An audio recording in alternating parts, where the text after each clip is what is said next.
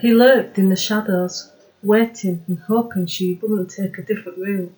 This was her usual route, he knew that, he knew her. Obscured by the two looming buildings he stood between, he pleaded with whatever higher power there was for tonight to be no different. Maybe she would get a call from a friend and decide to go in a different direction. Her shift finished 5 minutes earlier. The lurker mentally traced her steps to this point, 2 minutes at her pace, unless she worked overtime or someone gave her a lift. They rarely did though. He took a deep breath.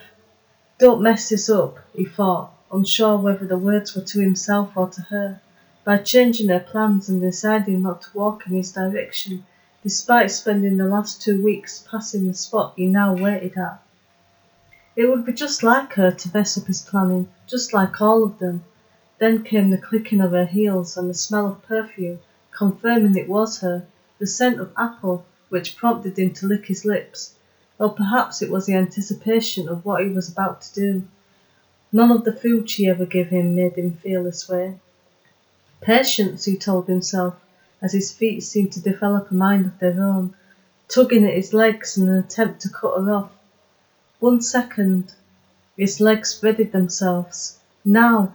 He sprang out of his hiding place, starting after her until she turned around. He toyed with her for a while, allowing her to think she might have a chance of escape. The real fear showed in her eyes when he grabbed her arms, pinning them to her sides. He smiled when he saw her long red hair. It almost looked like a flame underneath the street lamp. He was about to extinguish that fire.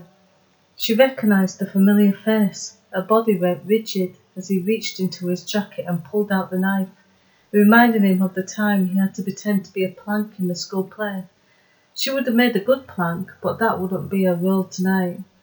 He had gone over the plan in his mind. The victim struggled, unsuccessfully of course, but it was fun. His mind was already skipping ahead to the outcome.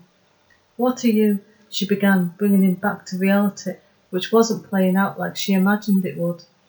Something needed to be done to get things back on track. This was a moment to savour, not rush. He kept his hands on her arms and tilted his head to kiss her lips. Her breath was minty. The source of the mint flavour, her chewing gum, was still in her mouth. He rolled it onto his tongue, then removing his hand from her right arm so he could take the gum and pocket it, he wanted it as a souvenir. That would be better than nothing.